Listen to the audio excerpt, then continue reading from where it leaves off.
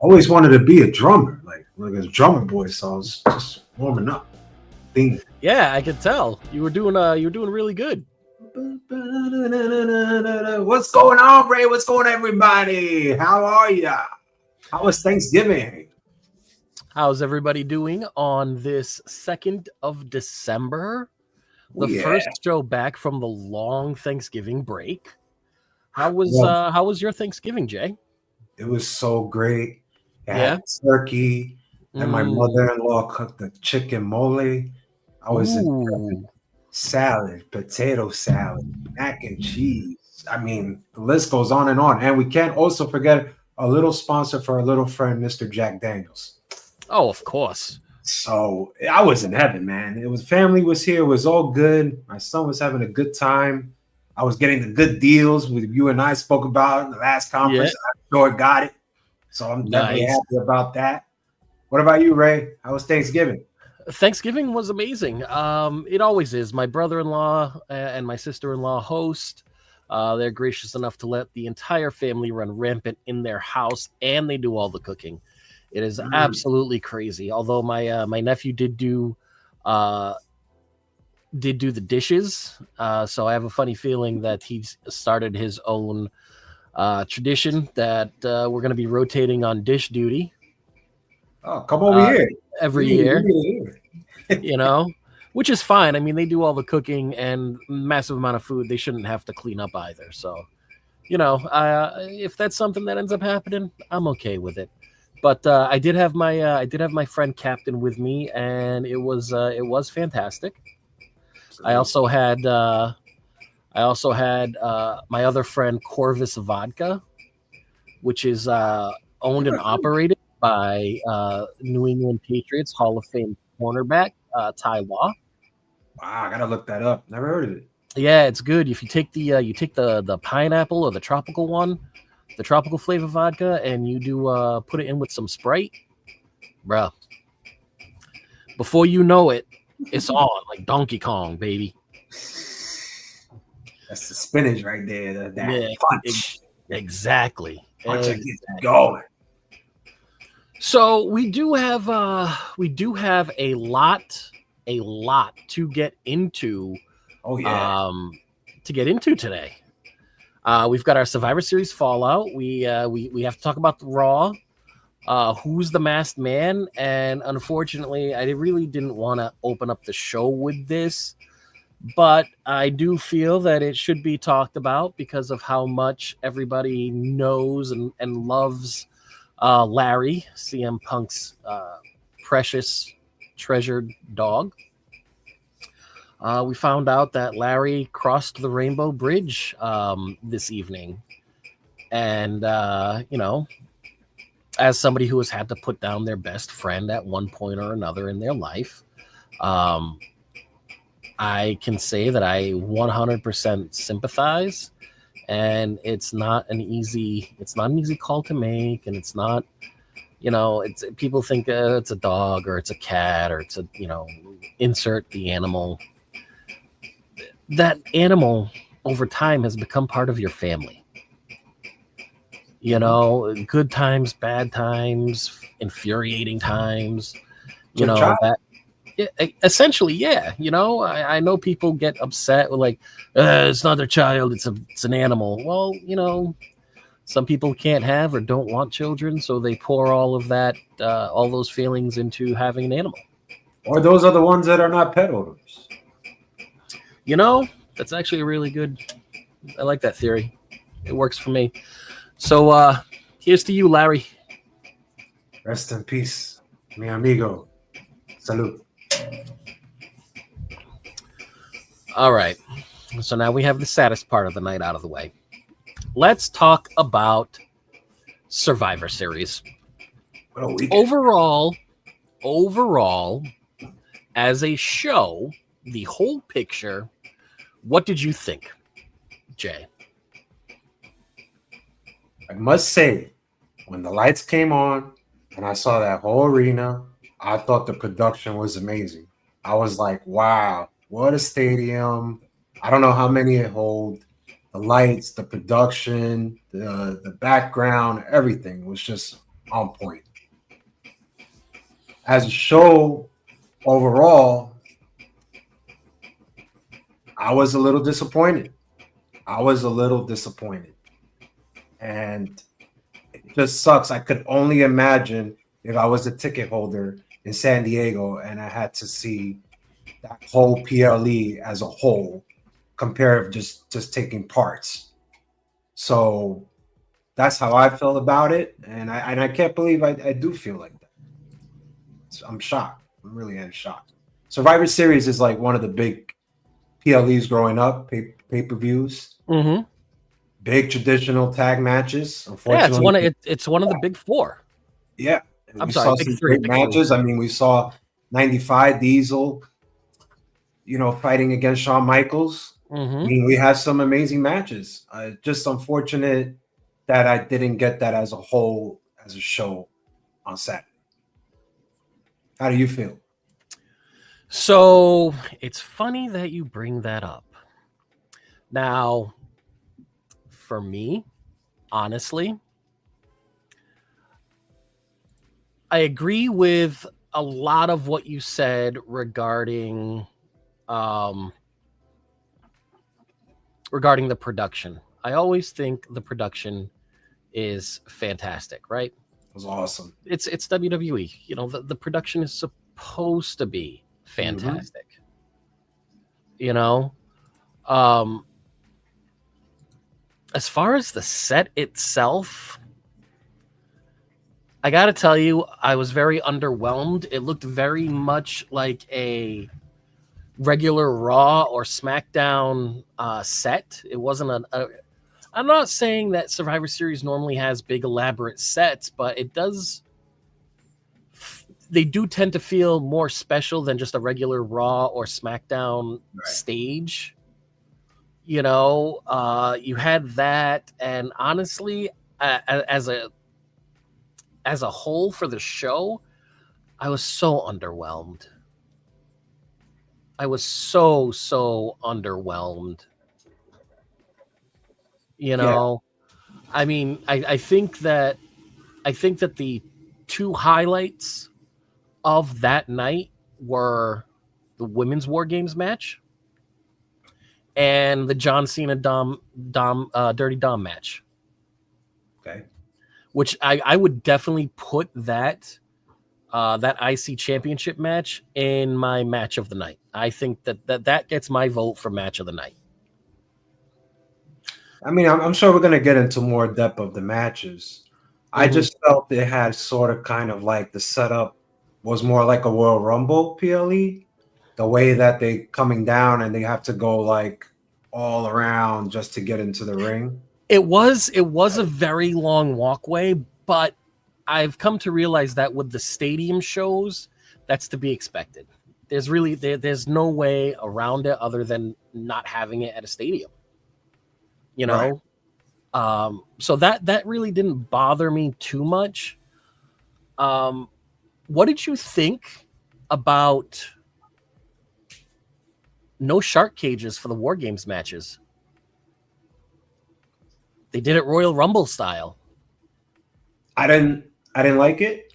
Yeah. Just for the fact that I think you need it because you're also taking duration of the time in the match when every single person is coming out with their own theme and posing and not really having the sense of urgency to get into the ring to help your teammate, especially if you have the advantage. So actually, I kind of missed that. And I think we all saw why this past Saturday. Yeah, I absolutely agree with you on that one. Was it Jay Uso? Was it Jay that took so long getting to the ring? I can't remember if it was Jay, but I know it was during the men's War Games match. Somebody took so long getting to the ring that I think they were in the ring competing for maybe 45 seconds before the next person came out. You may be right. I was just like, wow, that is fucking stupid. Yeah. Honestly, what I would like to see happen, they want to tout, we carry the lineage of War Games, even though Blood and Guts has more of a lineage to war as a closer lineage to War Games than the WWE version, because the AEW version is actually more true to form, right? It has the top over the cages. There's no the whole point of War Games was there was no way, it was to settle blood feuds, and there was no way for you to escape. You couldn't run out of the ring. You could always climb the cage. It wasn't the cage. The cage for the original WCW War Games was not as tall as it is now. In fact, it posed a problem because I remember Kevin Nash getting ready to power bomb. I think it may have been Chris Benoit when it was the Four Horsemen versus NWO, and he brought Chris up to power bomb him, and on the way up, Chris's face was just up against the top of the cage. Like, he kind of had to hunch down so that he could safely take the bump. I'm not saying it needs to be that short, but I would like to see it. I would like to see it the old school War Games way, which is the top of the cage, and have the teams use their own entrance. Meaning, you used to always have the heels at the entrance by the ramp, and you would have the faces on the diagonal entrance on the other side. So they need two entrances, obviously, to do this, and they would just stand there. They would talk shit. They would, there might be an attack, outside the ring, as while the action's going on inside the ring, but there were no entrances. It was literally open the door and just go. Yep, that's how it should be, especially in War Games. Exactly. That's always been my biggest gripe with the WWE version.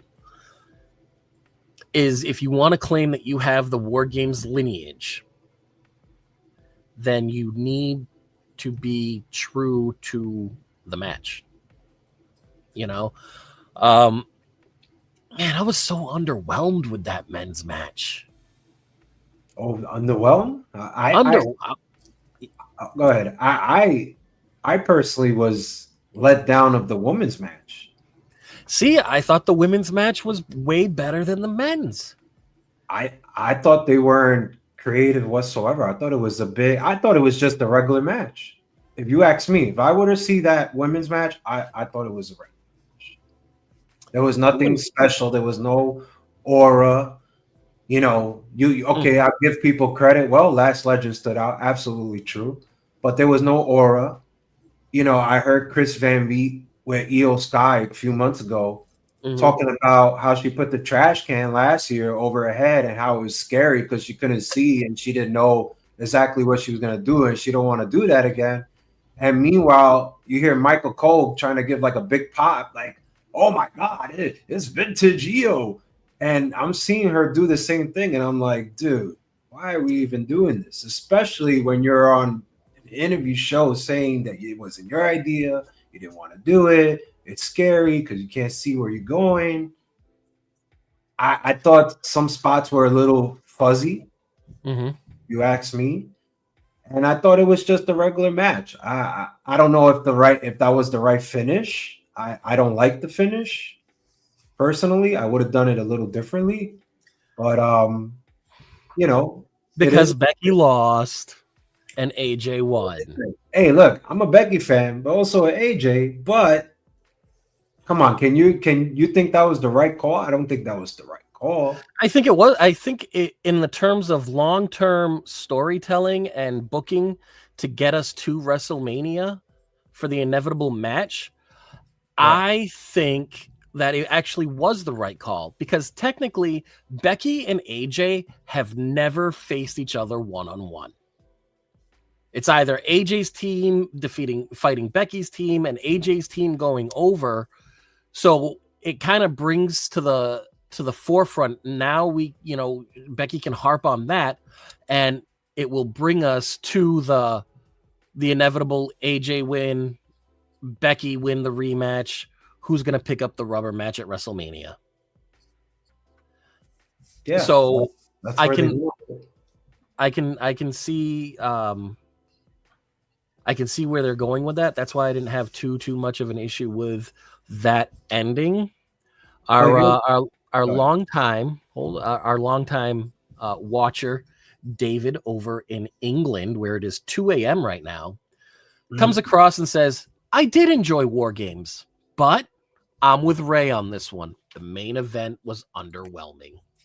I was a little disappointed. So I know I was talking about the women's, but the men's, yeah, I was a little disappointed, especially I mean, because of how much they built it up.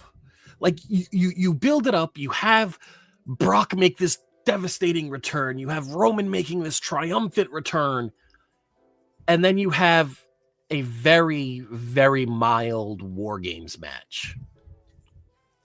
with no creative spots. Everybody's sitting on their ass in the corner, waiting for people to do their shit. At least I'd say this: it had tables. The women's did it. The women's didn't? No, the women's had kendo sticks. That's why. Exactly. But That's war why. games, go way back. You got to put everything in it. I'm just surprised that there was just no aura. There was like nothing there for me to remember, so for me to get excited for next year's Survivor Series. So here's the thing. I am okay with the lack of accoutrements for the women's War Games match, because if you see, they did two things in that women's War Games match. Even though both of these ladies were on the losing team, they made Lash Legend look strong and literally like her moniker, the bougie bully. They've also reinvigorated Nia Jax, which Nia Jax is very I don't even I don't even think it was rejuvenating. I always think she had it for a few weeks. Yeah, but the last time you actually really saw her compete, like it wasn't. But her promos stand out. I mean, she cuts these one-liners and fans No, are she into it. does. She does, but I was talking more about her style. Like she was always the irresistible force. And I feel like they kind of backed off of that her last few times in the ring. And then at this War Games, like they really made her a force to be reckoned with Lash.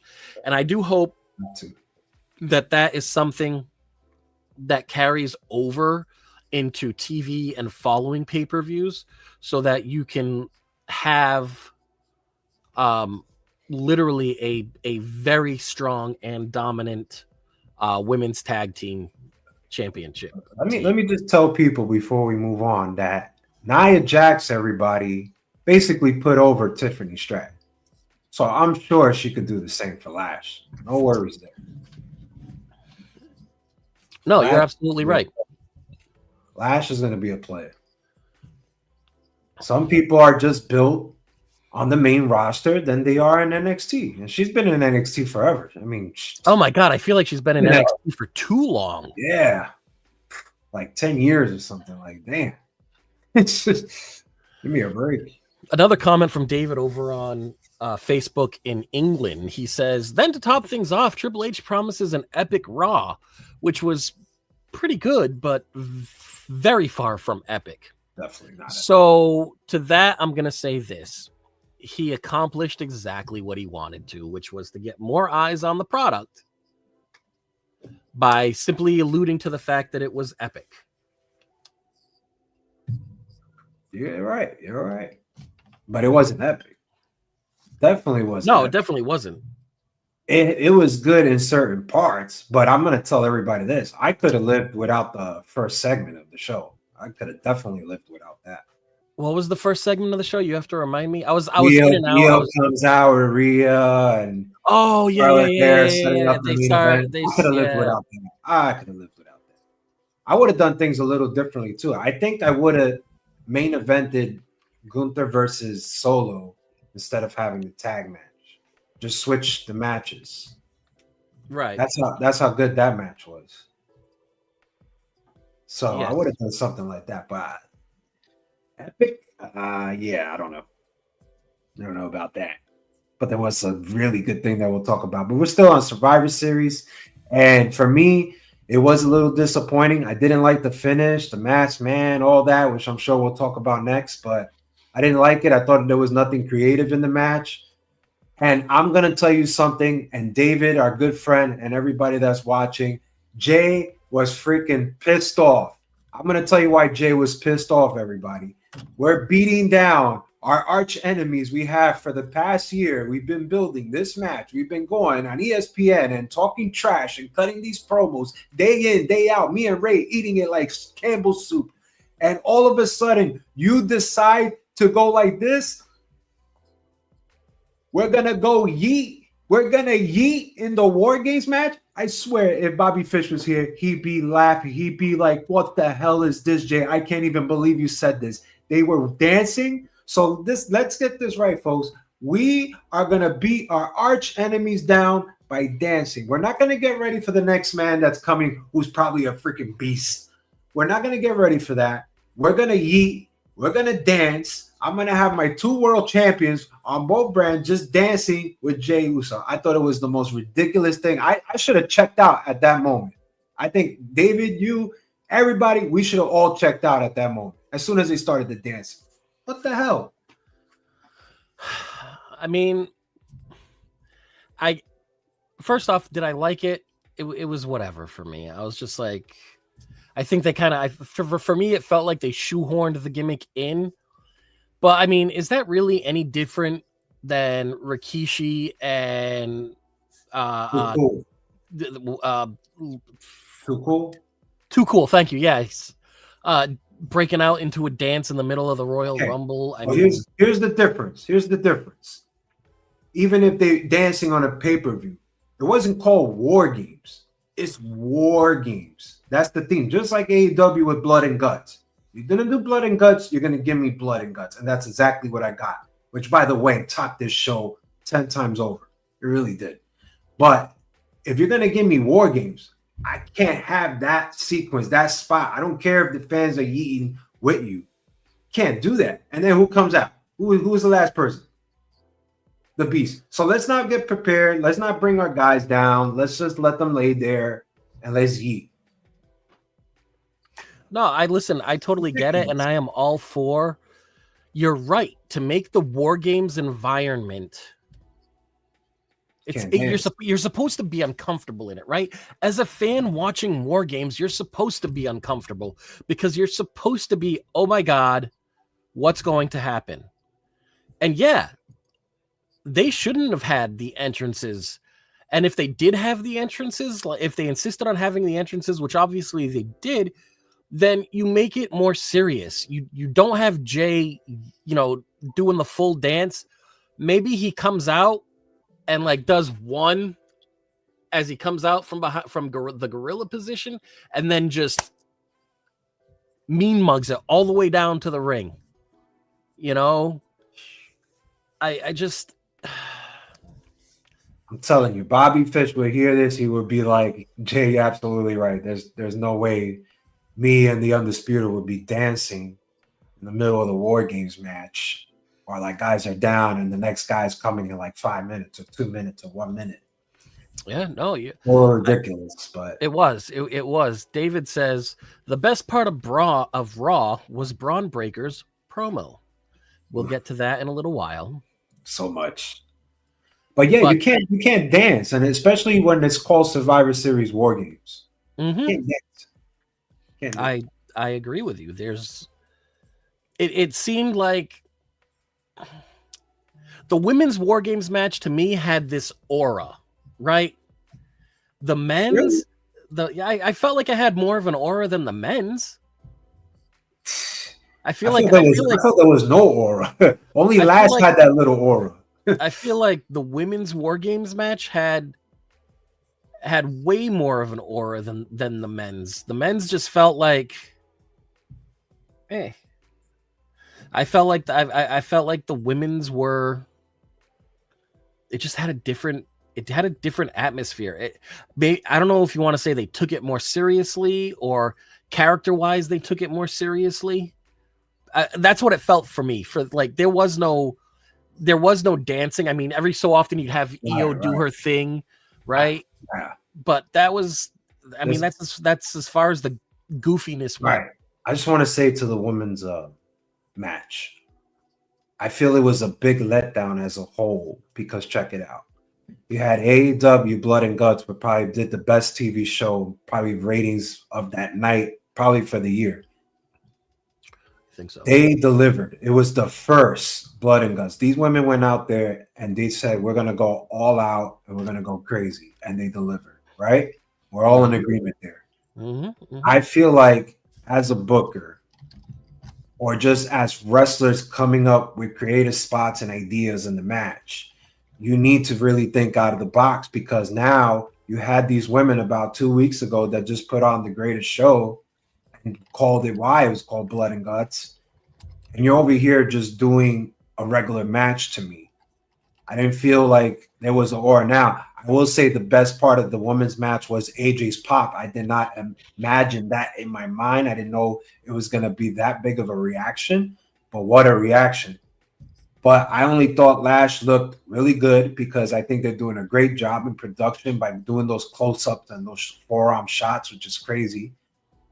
And I just thought everything was just a regular match. Like, we just seen AJ tap Becky a month ago. Now I just seen it again. It's like, what's really new? We couldn't think of a creative finish or something else. I don't know. I mean, overall, even though as much as I said the women's War Games match was good, and I liked it more than the men's, do I think the finish could have been more creative, like you said? Yeah, of course. Could it have been more creative without jumping the shark, as they say? Absolutely. You know, I feel like there could have been just I feel like there could have been a smidge more drama in the women's match. There could have been a hell of a lot more drama and storytelling in the men's match. Right. You know, so I'm not entirely. I just don't. Okay, so I'll ask you this last question, and we'll move on to Mr. Batman or the Mass or whatever he is. But I will now tell me this: did you think that the Io Sky spot with the trash can was necessary in this match, and did you like it? No, I'm not a big fan for listen, I think I've said this before. I'm not a huge fan of prostituting moves. Right? I'm not a big fan of the fact that the DDT is a transition move now. The Canadian Destroyer is a transition move now. You know, the Stunner is becoming a transition move. The Cutter or the RKO is becoming a transition move. Like, to me, it's just I hate it. I hate the prostitution of moves. And no, I don't think that spot was needed or warranted. The whole point of that spot, the first time she did it, is because it was so unexpected. Shock and awe, right? The next year that she's in it, she pulls out a fucking trash can that's matching her outfit. Okay? Then, this year when she does it, she comes to the ring holding a trash can lid that is painted white and says Io Sky on it. Like, you already know what's going to happen. Shut the fuck up and let me be surprised. We got to read David's comment here because it's a good one. I'm going to bring that up right now. David says there's more give and take in AEW, though. They have a bit more leeway over what they can do in the match. Agreed. But you could at least put one table in the women's match, which we did not get whatsoever. We've seen it a bunch of times. Listen, I would be perfectly fine with no weapons in War Games. The only weapon that you have to go back and watch some of the original War Games matches. They didn't bring anything in there. There was shit that was snuck in. This is not our generation. But listen, you don't need all of that stuff. You have a fucking cage and you have 2 rings. You have a metal plate that connects the 2 rings. Like, bro, come on. But if I were to do that, I got to have a bunch of players. I can't just have a 5-on-5. I can't. And then that goes to a bigger problem. Do the superstars of today have the star power of and the ability to captivate the way that, say, an NWO versus Four Horsemen War Games match would, or a Four Horsemen versus Dusty, the Road Warriors, and I think it was Magnum TA. I'm thinking, like, are the fans captivated as much now with today's stars as they were with those stars? And I'm going to say probably not, which is why they always bring older generation stars back. Some of them, those old generations, try to just do this to get it out of their bucket list. How many times did we hear Michael Cole say, "Oh, this is Brock Lesnar's first War Games match in the WWE"? Like, I get it, dude. But how old is Brock Lesnar? Right? 47, 48, maybe. Exactly. Do I really need to put him in this match? No. No, but Brock is at the point now. Brock can do whatever the fuck he wants. You gonna tell Brock Lesnar no? Some people like that, for example, it's just bucket list. Like, yeah, I did War Games. CM Punk, me too. I did it last year. Me too. Check. Yeah, no, I Some people want to accomplish everything. How many times we hear Seth Rollins, he wants to be the best, he wants to do everything. Pretty much accomplished it. That's true. You know? That is true. But this match, man, I asked you, because that was seems to be the highlight of the men's War Games match. I mean, what do you think of that as a spot as a whole? Because that kind of set up the finish. And who do you think the masked man is? So my original thought with the masked man was I thought it was Austin Theory.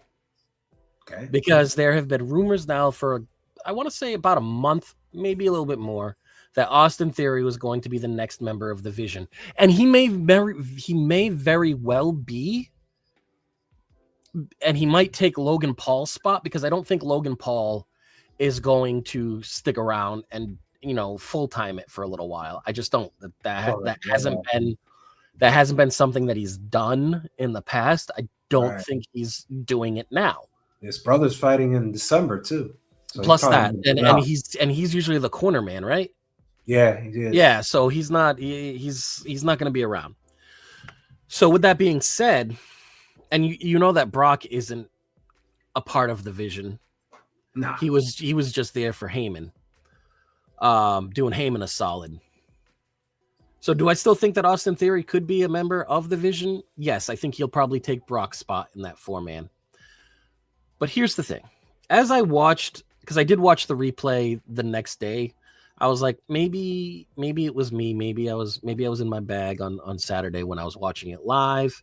Maybe if I watch it today, meaning Sunday, before the football game, it won't seem as bad. Nope.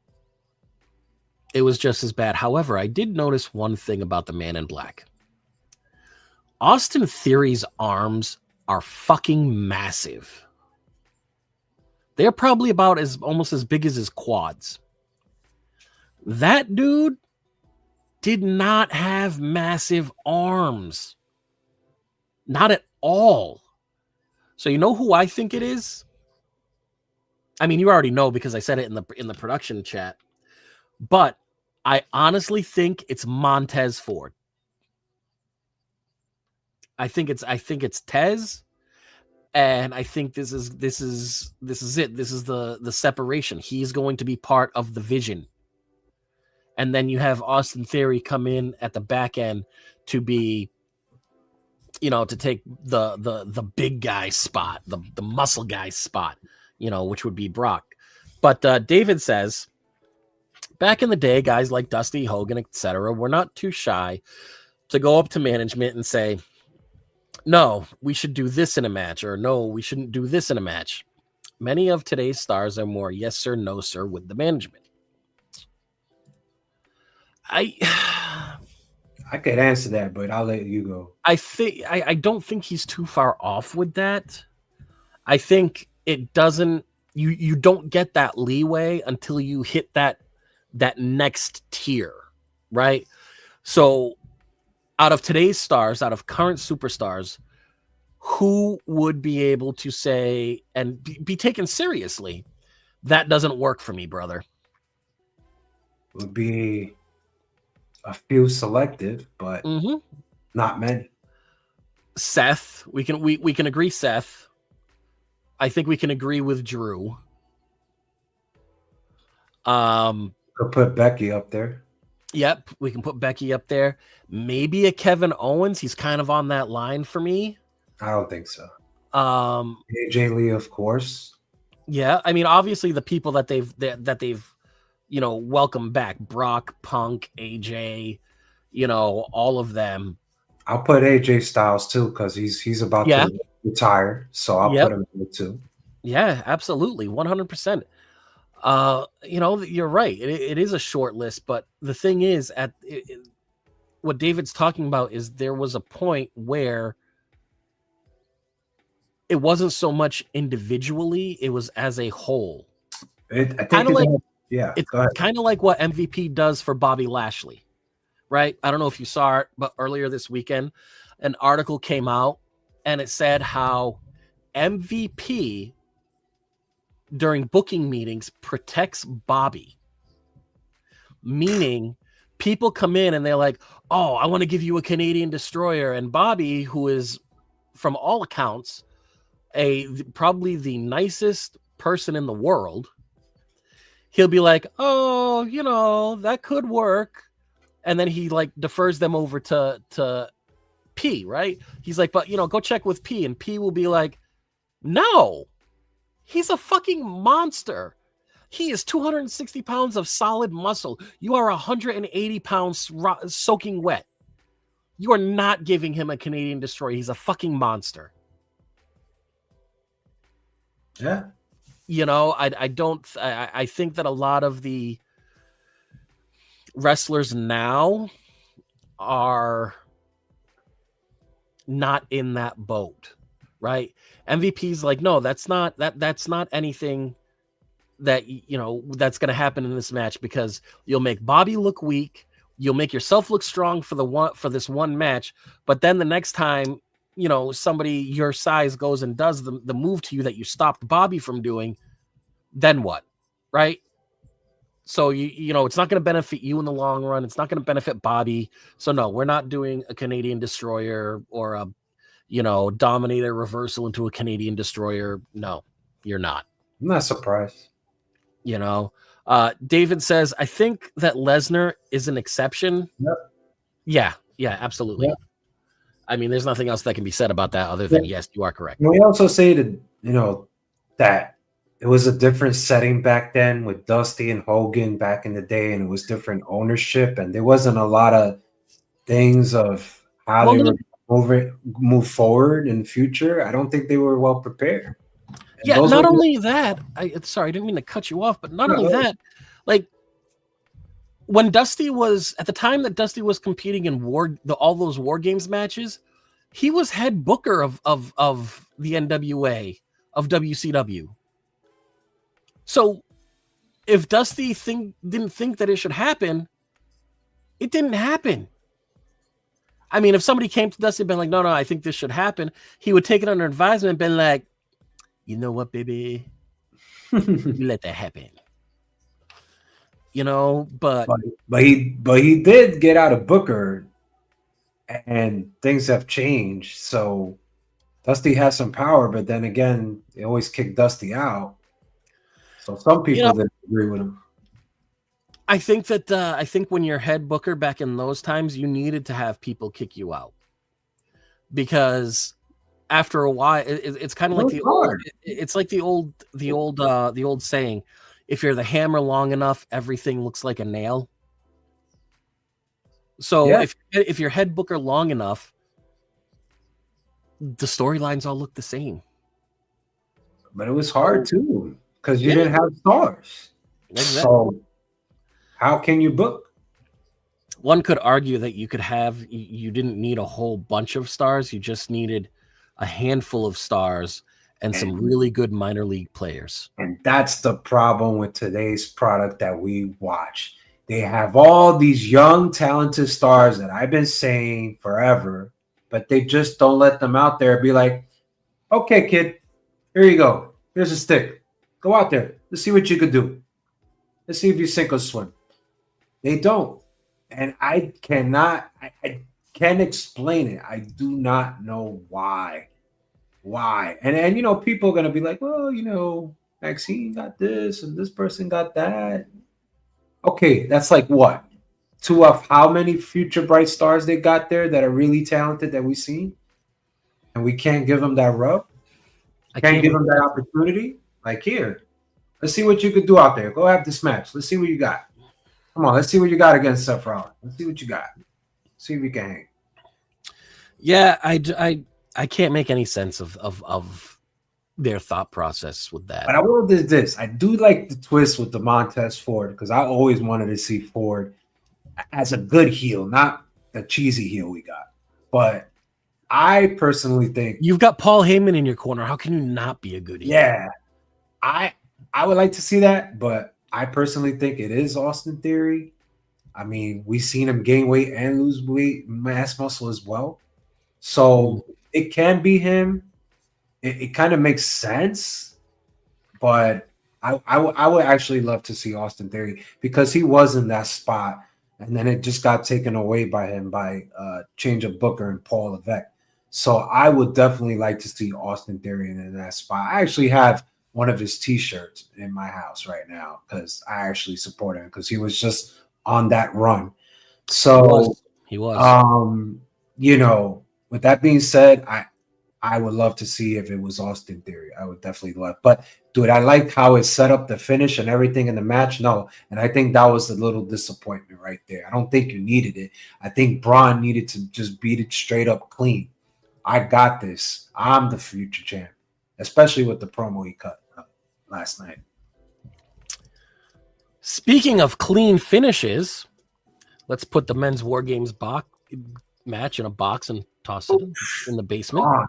It's gone. Speaking of clean finishes, one would argue that this was the only clean finish of the night in the singles competitions over at Survivor Series. Stephanie Vaquer, your women's world champion, facing a returning legend in Nikki Bella. Hall of Famer. Legend. She went over clean. She beat Nikki clean. Are you upset with that? No. I just always said that Stephanie has the wrong dance partner. If you want to get her and make her stay to that next step to get the fans into her emotionally, need to have the right dance partner. Mm-hmm. But I was very impressed with this match. I really thought it was a bathroom break. I watched it. I liked it. And I think the way that they use Nikki Bella in this match just keeps Stephanie grounded and not do so much and not go crazy. And that's what I liked about Nikki Bella in this match. She didn't go crazy. She just stayed with the basics. And the basics, ladies and gentlemen, it works better than just doing a spot. So I definitely was impressed in this match. But like I said, I always thought Stephanie she needs the right dance partner to get her to that next level with the fans. I think you're absolutely right. You're 100% correct. If you ever want to see somebody go to the next level from previous generations, watch Ricky the Dragon Steamboat matches. You want to talk about a good dance partner that gets you to the next level? He was a fantastic dance partner for whoever you put in the ring with him. Ric Flair, Randy Savage. It didn't matter. Yeah. Same thing with Arn Anderson. Arn Anderson back in the day, amazing dance partner. Made everybody made people he was in the ring with shine. Candyman Brad Armstrong, Road Dogg's brother. Fantastic. I mean, you want to talk about somebody that made everybody better, both in the ring and backstage. You know, Brad Armstrong doesn't get talked about enough. You know, always from what I have heard and what I have read, he was always the nicest guy. He was always, you know, he was always there, always had his gear with him. Number one rule. We've heard that 100 million times. You know, number one rule is always make sure you have your gear. And he went on, he competed in a pay-per-view match. It was the lower card, but it was still a pay-per-view match with, I think it was like 75 minutes notice. Oh, wow. Yeah. You know, and still had a fantastic match. Not everybody needs to be a superstar. And I know Brad Armstrong is probably way too far back for some of our listeners, but let's talk about that, because there's another one in the like Brad Armstrong in this generation. Claudio Castagnoli, formerly known as Cesaro. Surprising. He can put on matches with anybody. He is the epitome of, he doesn't need a title for him to stick out in fans' minds. They need him at least with a championship. Right. But what I'm saying is he doesn't need it to earn name recognition. He, like, his body of work speaks for itself. Is essentially what I'm saying. Mm-hmm. Going back to War Games and the Women's World Championship match, I think that it was the perfect finish. I am not upset with the fact that she beat a Hall of Famer clean. If anything, that helps bolster her character and her stature in the company. Makes her that much more of a credible threat and a credible competitor, regardless of if she has the title or not. Yeah, I liked it. I did like it. It wasn't, like you said, there wasn't a whole lot of glitz and glamour. It was a very basic. It was basic. It was just the basics, girls, and it was a good, solid match. Which then brings us to my candidate for match of the night. It was for the IC Championship. Your reigning IC champion, John, never before seen 17 Cena, versus Dominic Mysterio. Dirty Dom was looking to get his IC title for a bit, back from John Cena. And he did, but he did it with a little bit of help, as every good heel should. He had Roxanne Perez. Oh, yeah. He had Raquel Rodriguez. And then at the end, when everybody is laid out and it's just John and Dirty Dom in the ring, the Queen of the Judgment Day returns. The one and only Liv Morgan. Crazy. And listen, the swerve she gave, like, I had me hooked. Wasn't expecting it. She comes in, she smacks Dom across the face. I'm like, oh shit, she's coming back and she's saying, "To hell with you. I see what you've been doing with Roxanne." I was like, oh, that's going to be a good feud. Roxanne and Liv? Okay, both of those girls can go. That's going to be a solid match. And then she jumps up and gives John this giant goodbye hug. And then you see the facial expression change. And then she kicks him in the balls. Hits him with the title. Dirty Dom gets the pin. Dirty Dom gets his title back. Dirty Dom gets his title and his original girl back. I thought like just from that, it could have been match of the night, right? Just from that finish sequence. But the actual wrestling that happened in that match, the storytelling, the ring psychology, every part about that match was solid. Solid. For me personally, when I saw it, I was a ruse.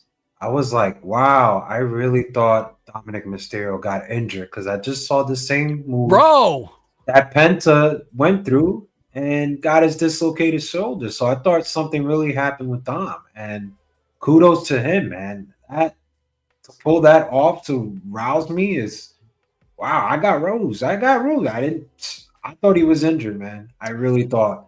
I was with them on that. I was with them on that the whole way until they kept the camera on him. Okay. What was the first thing they did when Penta, who was legitimately hurt, what was the first thing they did? They went to commercial. They went off camera, yeah, and then they went to a break. And then, right. Now, I understand it's a pay-per-view and you can't take the break, but you could have taken the camera off of them because John was in the ring acting concerned. Yeah, it got me. You know, and then once they kept it on him, I was like, oh, it got me. I know what's gonna happen. It got me because the way the camera was shot at Dom's face, selling was just. I'm like, I just saw this move with Penta.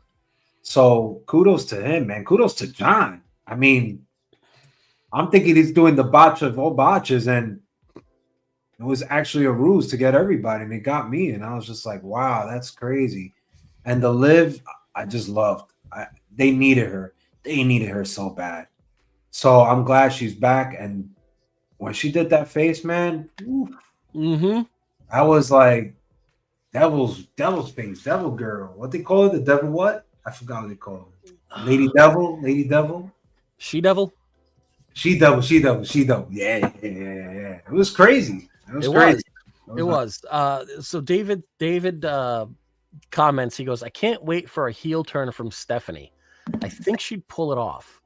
I think the character that she has now is a far better heel character than it is a face character. I don't think she could pull it off now. I think they would have to make it a much darker character than it is now. I think she just give her like a few months, maybe. Absolutely. He's not saying right now. He's saying when it inevitably does happen. Look what they did with Nakamura. They could always just do those video packages and could go like that. With the subtitles, those were so well produced. They did it to her already. Remember? They did. It's nothing new for them. No, but I wish they would do more of those cinematic Lucha Underground type promos. That's what set Lucha Underground apart from other wrestling organizations at the time. I just love like it was like a movie. Like every time you just like started, it's like right. You see the dude just coming into like the back alley, like, hey, what's going on? Are we on tonight? Like, what the hell's going on? I thought this was wrestling, bro. Right, but that it cool. It was cool. It was the way they ran with that made it so different, and like you really appreciated the entertainment aspect of it. You know, I was definitely caught though. That whole moment with Dom and John. Kudos to them, man. I wouldn't even blame you because you said it was a candidate for match of the night for you. I wouldn't blame you if you put that. Not one bit. Yeah. Originally, that was. I mean, it still is match of the night for me. Yeah. But it happened, and there were still a few matches left. That was only the second match of the night. So I was like, I don't know. That's definitely a match of the night candidate. But then once it ended, I was like, nah, it was definitely match of the night. Yeah. All right. So to wrap up our Survivor Series War Games Fallout, 1 through 5, what would you give it?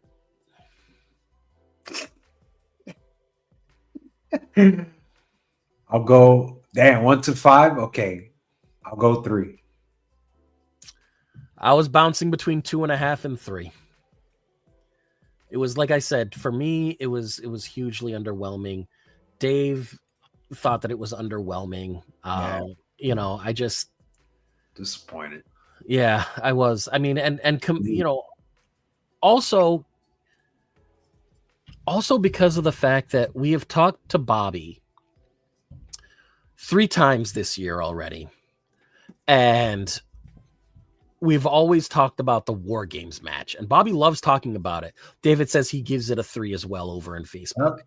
All 3. All 3 get a 3. All 3. And he talks about it, so it was fresh in our minds, right? Like those fantastic War Games matches in NXT Black and Gold, and the War Games match with the first one with the Bloodline. You know, good matches. So I think that also we have those fresh in our mind to compare it to, and it just didn't hold the flame, man. Didn't hold the flame. Big letdown. So with a around the ropes rating of 3 out of 5, we can say so long and farewell to Survivor Series War Games 2025. Thank God.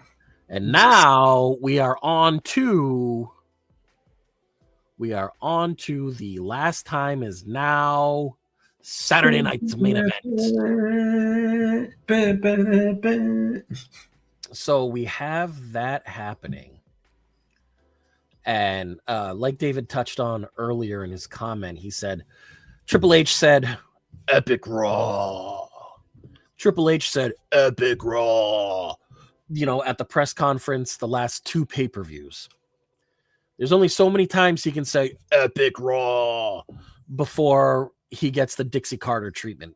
Dixie Carter and her, 5 million special announcements back when Impact was not doing so well. Impact is doing fantastic now. You know why, Jay? I heard. Because of the TV deal. And it is official. It is 100% official. TNA, Total Nonstop Action Wrestling, will be carried by AMC. Crazy. That is a legitimate TV station. Everybody gets AMC. It's not difficult to find. It used to be the home of The Walking Dead and all of its iterations. Like classic movies. Classic movies from today's era. Like American movie. I think I hope that this means something huge for AMC. Do you get the feeling like their numbers are going to be crazy for like the first month and then peter off like the others? Yeah, it's just going to be like the others. I think so, but I think the one thing it's going to do is remain consistent. Oh yeah, especially with their WWE partnership that they have. I think having NXT on a more available network and having Impact on a more available network, it's easier to do crossovers and for people to recognize other competitors. So hopefully we'll have storylines and continue to have storylines that thread through both shows. Oh, they definitely have to go all out the first day. Oh, of course. They're definitely going to get crossover. I think WWE already said that they plan on helping Impact make that a big show. So let's find out. Let's see what happens in January. Back for the new year, right? Big shows. Netflix, now this. Yeah. January seems to be the month. All right, so let's go into Raw last night. I will Jay, why don't you kick it off? Well, I think I just said it earlier. We kicked it off with Io and Rhea and Charlotte and Bliss, basically setting up the main event. But I just want to say that Raw had its good moments, but it also had moments that kind of just not get me engaged into the match. Wasn't saying I turned my eyes the other way, but I wasn't invested. But overall, I think we need to talk about first thing, the Braun Breaker promo. I think we need to get into that because it was very big for Jay. I've been a Braun Breaker fan since day one because I knew who he was when he was coming in. Knew he was the son of Rick Steiner. I grew up to the Steiner brothers. Scott Steiner, Jesus, I watched him not only in WCW days, but in the Aggression era. I love these guys. So I'm definitely going to have an interest in watching Braun. Big fan of Braun. But I think he really shined. I think this is what I talked about, Ray, and everybody, that here you go, kid. Here's the stick. You got 15, got 20 minutes. Let's see one segment. Let's see what you could do. Let's see what you got out there. Because let me just tell everybody, doesn't need to talk. Braun Breaker does not need to talk.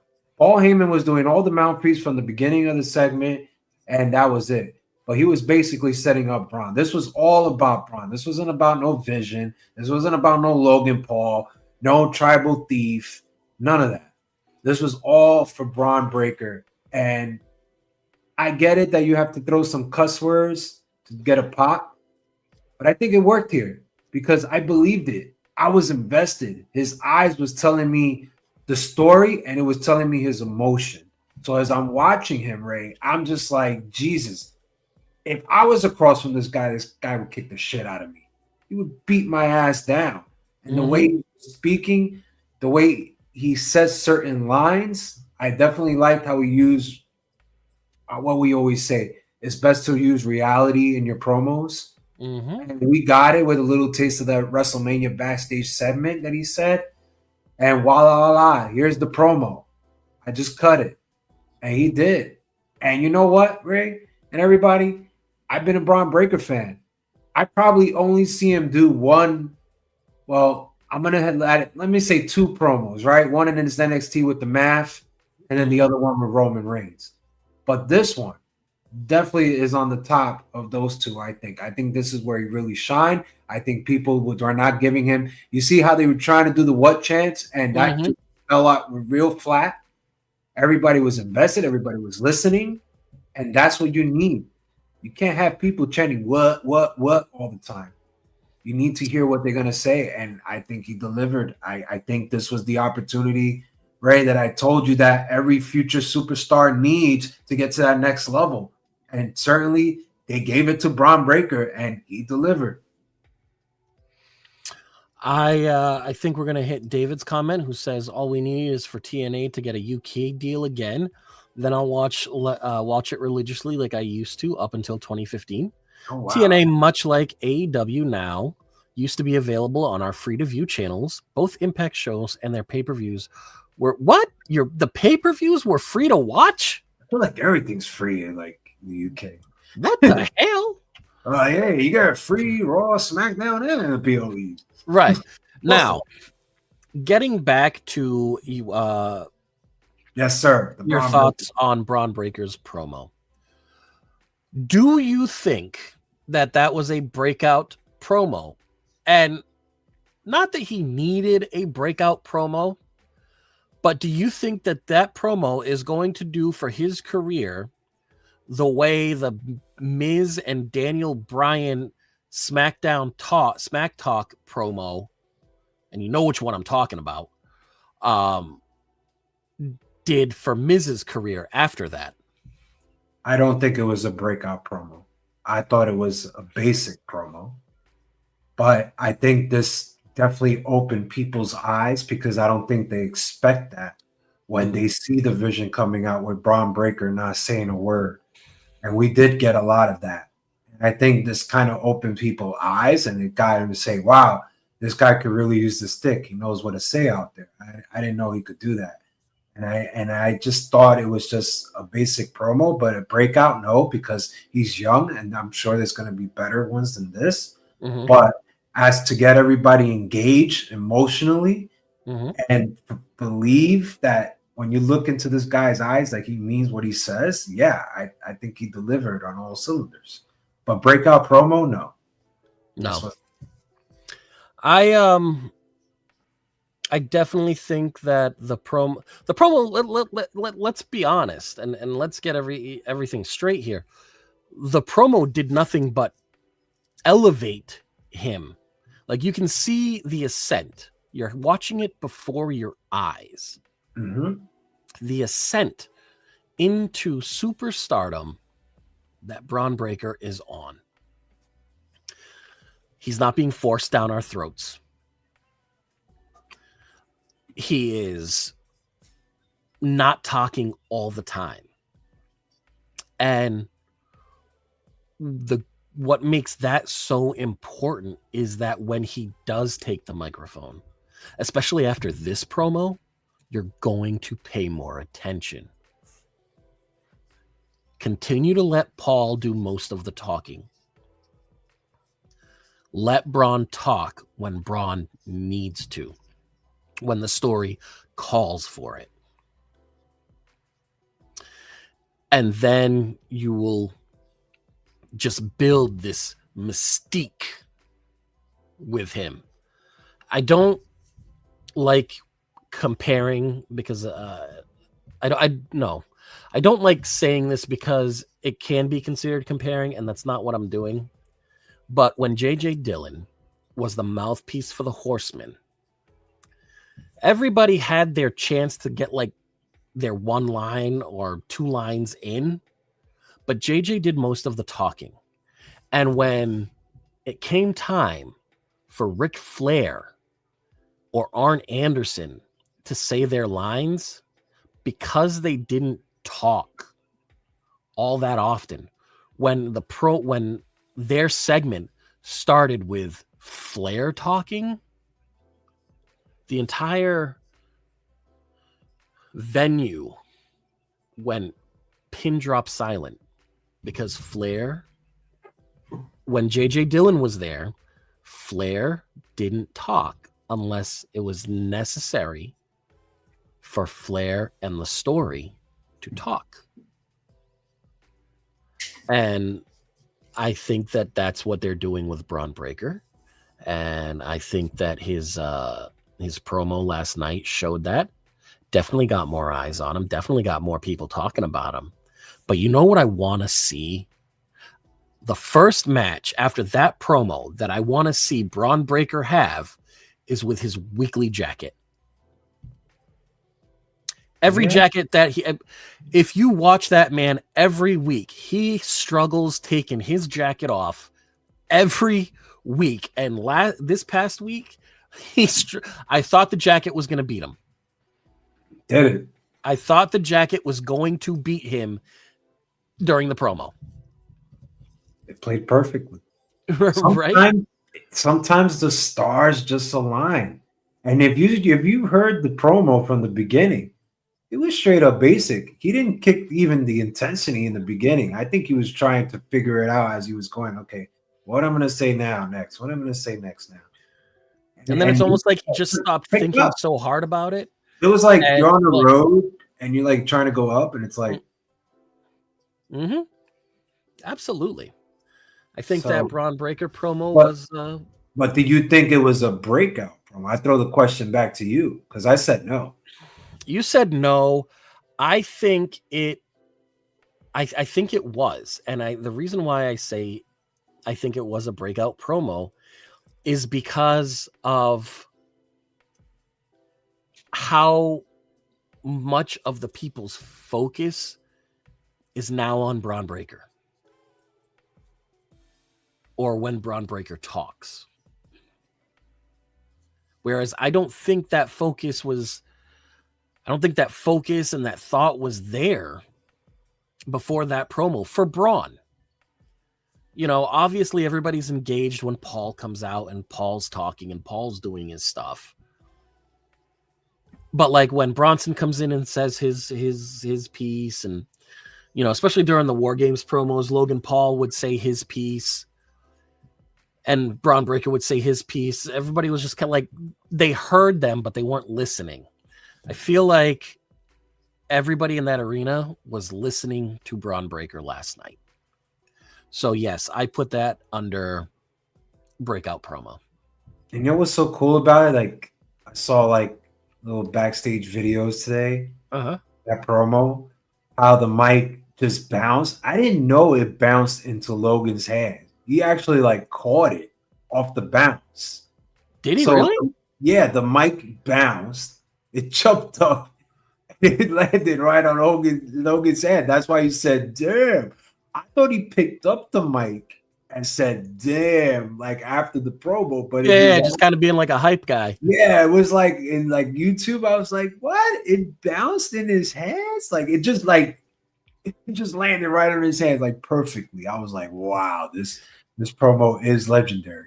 Kind of like that Brock Roman promo, right? Where Brock tosses the mic to Roman, and just out of sheer coincidence, Roman's hand was like this, and the mic landed right in. I think it was leading up to their match at SummerSlam, and it like Roman literally just had his hand like this, and literally the mic landed in his hand.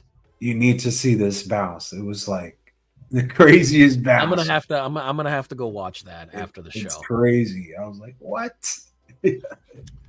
So, furthering our Raw recap, sir, we had our. You talked about our, Rhea and Rhea and company coming out doing the promo, and then poof, we have the we have the main event. The main event, by the way, which ended in a no contest. Shocker, because everybody just started brawling.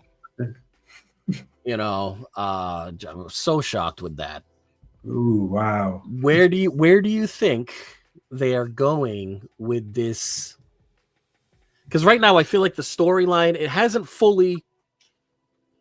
it's not a fully detailed statue right now. Right now I still think we're in the lump of clay. We're in the forming of that story. I think this storyline really takes shape and starts going later on this month to lead us into the Royal Rumble. Which story are we talking about here? Charlotte and company. Okay. I think they have no idea where they're going, which is why we got what we got last night in the main event. Mm-hmm. I think they have no clue, and I think it's just because you have all these stars and you don't know what to do with them. And I think it also hurts our women's champion, Stephanie Valkyrie, which is why we get Nikki Bella facing against her for all these weeks and all these promos. You're taking all these top stars and you're basically putting them in going for the tag belts.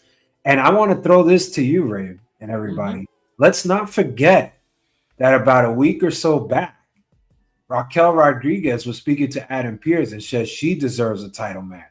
And Adam Pearce is like, yes, you will. I promise you after all this, you will get into the title match contention. Mm-hmm. It seems they totally threw that out the window after last night's finish. So I did not like that whatsoever. I thought that was a bad apple right there because they just basically buried it. And you need top believable contenders for Stephanie Valkyrie. But I think they have no idea where they're going with Charlotte and Bliss and Rhea and Sky. I always had the intention, Ray, and I think you may be on the same page that it would be Bliss and Flair at WrestleMania 1-on-1. Now I thought that's where they were going with the whole War Games. Exactly. Like Charlotte not co-signing on for War Games and then them having to get I had this shit all planned out in my head. Look, think about it. I get why Nia and Lash, they're a team. They want the belts somewhere down the road. Mm-hmm. But I don't think I need to see Charlotte and Bliss revisit this match.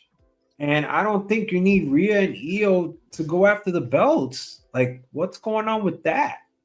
They're too big of stars right now. And if you're not going to give them the belts now, then you need to stop this. you need to have them doing something else. So I think they just don't know what to do with these tag teams that they have. And I think they don't know how to break it because now it's a tough choice, right? Because Flair's getting a big pot with Bliss. Do you really want to break that up and have what we started after the Tiffany downfall? So I'm okay with Bliss and Flair staying as a tag team. Exactly. It's not the first time that Charlotte's been a tag team champion with somebody. I'm okay with that. I don't understand the Rhea Io thing. Like exactly. What? Like right there, those are two very solid opponents for Stephanie and what in the right mind women's champions on SmackDown. What did they say to themselves? Okay, now we're gonna go after the tag belt. What? The War Games' purpose was to basically beat them. Congratulations, you succeeded. We're continuing this. Now we're adding Charlotte and Bliss in it. It's like, I don't know, where are we going here? I don't because know. Now you have Nia and Lash in the background, so you're gonna basically put them in all this too. So why are we taking all these top stars and like not really doing anything with it? Like you promised me Raquel a title match contention, and now you threw it out the window, and now she's holding the belt with Roxanne Perez. What's going on? Wasn't Roxanne Perez fighting Stephanie Valkyrie a month or so back, non-title? I just feel they have no direction. I just feel they're just putting all these teams in, and it's like, let's get this gauntlet match going. I don't know. I don't want to see it, but I don't know. Yeah, I don't. I'm with you. I just don't. I don't get it. I don't get the Rhea Sky thing. That I don't get. That's a mystery beyond me. It's like it is. It truly is. How you gonna? Because it's like how you gonna break that up? You know what I'm saying? Like, who's gonna go heel? It's like, what are we doing? What is this? I always thought it was the big payoff was Flair versus Bliss at WrestleMania. It made sense the way everything was booked all these months. Now I see them coming out. Oh yeah, we're a team. We love you. And then you see Flair doing this with the Hearts. I'm like, oh, you can't break them up now. Right. Now you can't break them up. You can't even possibly do this WrestleMania match now. It's like, how are we going to set this up? I mean, you could. So if I had the pencil and that was really where they were going, you could break that. There's always a way to break them up, right? You could break them up later on down the road, on the road to WrestleMania, by having Bliss turn on Charlotte, and whatever, beat down, what have you, double cross. You have Bliss turn on Flair, and then when Bliss is asked about it, she could very well bring up the War Games situation where, Charlotte had no problem turning her back on her, when she needed her, and Bliss was just, I was just doing it before it was done to me. So you could always go that way, but I definitely think that they lost the opportunity to have Charlotte be the one that goes a heel. It only works if Bliss is the one to go heel, which is because Charlotte's, as good as Charlotte is, she is better as a heel than she is as a face, and that's usually how it is. The nicer people are always the better heels, and usually the faces are the dicks backstage, of course. So it's just they got the momentum's there. I mean, you've seen it last night. It's like I can't really break them right now. If I want to break a team, I have to break the Rhea Sky first. Yeah, I think that's the team. That's the first team that should go. I think that that has to go. Actually, you know what? I do agree that it has to go. And they don't even have to do some sort of big angle for the breakup because I feel like they've already started to sow seeds that Rhea is going to help Priest with his Zelina Aleister Black issue. Oh, they're still going at it? Yeah. Oh my god. Yep. Yeah, nothing else to book Aleister Black. This is what we're doing. Wow. Yep. Great job, guys. So that takes us to the fact that there were only 4 matches was crazy. That takes us to our WWE World Tag Team Championship match. AJ Styles and Dragon Lee, which I think that they should name their tag team AJ Lee. AJ Lee. AJ Lee faces the New Day. Were you expecting the New Day to win? No. Neither was I, and they didn't. It was a good solid. It was a good match. It was I mean, you have Dragon Lee, AJ Styles, Kofi, and fucking Xavier Woods. You can't have a bad match. Those 4 people together are incapable of having a bad match. Yeah. So it was a good, solid match that I enjoyed watching. And AJ Lee retained their titles. Now we have the 2 semifinal. Last time is now. Before we go there, I just got to say that the finish of that match, Kofi bounced into Styles to catch that Styles clash. That was freaking amazing. Bro, it is. It's so good. It was so good and clean. The timing that they have, the chemistry that they have. Awesome. David says, I think Aleister and Zelina are getting the Cross and Scarlet treatment. You have said that. You have said that for weeks on end. Exactly. Even Priest is getting the bad rub. Jesus, we don't have anything for him. How can you not? Right? Former WWE champion and relegated to. I mean, I'm his freaking brother, for God's sakes, and my own brother can't even get freaking opponents. It's freaking crazy. Right? He's fighting Aleister Black a bunch of times. What's next? A casket match? What's going on? Don't laugh. Don't laugh if they do it. Both might go in the casket. It might not just be one. It might be both. Don't laugh if they do it. David's right, man. It might be both of them buried in the casket. Maybe. All right. So which semifinal match do you want to talk about first? Do you want to talk about Gunther versus Solo? What's the other one? LA Knight versus Jey Uso. Let's talk about LA Knight, Jey Uso. I was hoping that's what you would say. Yeah. So LA Knight, Jey Uso, as a match goes, I thought it was a very good match. I honestly wasn't expecting Knight to go over. I really wasn't. I was expecting to see a rematch, Gunther versus Jey.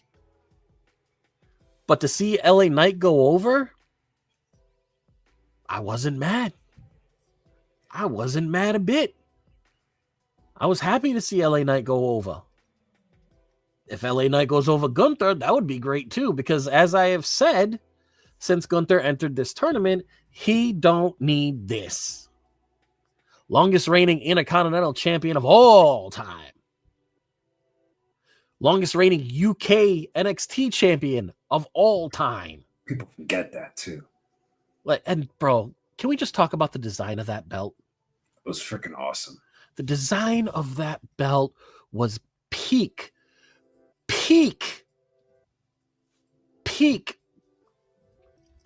Gorgeous. It was bigger than Tyler Bate. That center plate was pretty large. When I saw him wear it, I was like, God, I don't think you should wear this, though. Bro, no, that's definitely for you. That is a shoulder belt. Yeah, you walk around with that on your shoulder because when you put it on like an actual belt, it starts at your waist and goes to the bottom of your like the bottom of your pecs. Yeah, like you are all belt, sir, all belt. So who do you had in this match? I mean, I know you. So I originally thought that Jey was going to win, but as the match got on, I started to see that it looked like LA Knight was going to win, which don't get me wrong. I am so thankful for that. I just thought they were going with the easy story of JV Gun, right? And to see them flip that on its ear and go with LA Knight, and then to have Jay's outburst at the end of the match, we're slowly starting to see him unravel. And as he unravels, he's not nice. His mannerisms change, his facial expressions change. When he emotes, it's no longer the smiling, laughing Jay emoting. It's the angry, mad, mean Jay. Yeah. Like I'm telling you, I feel like this is going to come full circle, and it's going to be Roman and Jay in a Hell in a Cell. I want to start off by saying I agree with what you say. It was a good match. I agree with you. But I also hate WWE Unreal show on Netflix because they talked about Jey Uso and giving him this so-called rocket. Yeah. And then they showed some of his matches with a little mishaps here and there.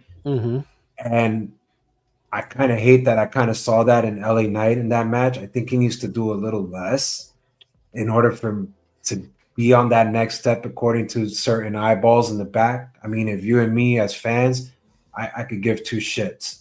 I would love to see LA Knight hold the title. That's just me. Oh, absolutely. I'm sure you're the same. And that guy freaking deserves it, for God's sakes. All right. 20 years experience in the business. So, but I think the way WWE, they kind of look at certain little things like that. I know you and I may not look at it, and sometimes I do, but they always look at it. And if they want to be taken as that next step, you have to be perfect. You have to be perfect till you get to that top person. And there was some little mishaps on both guys, but honestly, I love the LA Knight call. I think it was the right call. It got over. And you know what I liked about the match? It continued the story with Jey Uso and how he's feeling and what happened when they were teaming up back then with a Jimmy and what he said to them. And now he doesn't believe in himself anymore. He's lost that belief that, well, what do I have to do? It's not my night. It's not this. I don't give a damn about a Braun Breaker. I don't care about this. And that's what I love about WWE. They continue stories. And I think they did it perfectly here. And I was in who? I was like, yeah, throw that pine bottles on the freaking floor. That's just nasty anyway. It's like, yeah, throw that shit. Fuck it. You get mad. Bro, like I mean, do I think he needed to pick the card up and like start swinging it and body slam it? Have you tried a prime bottle? Have you tried one? I've only done the prime hydration. I didn't do any of the prime energies, but there was one that I had. It had like a very slight lemon flavor to it. I didn't think it really was taste like lemon. Yeah, it did. For me, I don't really drink it for stuff like that for the taste. I drink stuff like that for like the hydration. Like if I'm out, if I'm coaching softball and I'm like, I have that fucking cotton mouth. I got Gatorade for me, man. And yeah, but sometimes on the way home, the corner store don't have the Gatorade and it's got like fucking Prime. That's actually how I found Body Armor. Through Prime? No, through the corner store not having any Gatorade, but it had Body Armor Light, which tastes so much better than the regular Body Armor, and it's so much better as far as I used to buy Axe as a kid in the deli. I was like, yeah, let me get that little bottle. It's like $7. $7 for this little bottle? Jesus. All right. Yep. Let's do it. But I think that's the great thing. It continued Jay's story, man. And kind of like to see where he goes next. I think it's going to be good. They keep with the storytelling. They're consistent with the storytelling with Jay. All right. And as long as they continue with that, it's going to be good. When he finally does turn heel, it's going to be good. I just feel that both of those guys can do less. I think less is good for them. I don't need to see LA Knight jump like a frog to do a superplex all the time. Well, that's always been his signature move, even when he was in the NWA. Yeah, That was one of his signature moves. But I don't disagree with you. And we had this conversation when it concerns AEW that I've always said, like, less is more. Let it breathe. Like you all right. So you do the jump to the top rope for the superplex. Neither one of you should be doing a big move after that. Like, let it breathe for a little while. This is why I didn't like WWE Unreal, because they watched that, and this is why Jake went back down to mid. It sucks, man. It sucks. That's why I'm like, this show sucks, man. Like, now you're showing me this, like, yeah. The next semifinal, last time is now tournament match, was Gunther versus Solo Sikoa. Should have been the main event. Agreed. I was going to ask you what you thought of that match, but you pretty much just answered it. It should have been the main event. Listen, I didn't know Solo had that in him. What? No, I knew that he was good. I knew that he was good, right? I had no problem knowing that he was good. He was good in NXT. He was solid in NXT. He's solid now, but like it wasn't anything flashy. I mean, it had its spots, but it wasn't flashy. And like, Solo can wrestle, bro.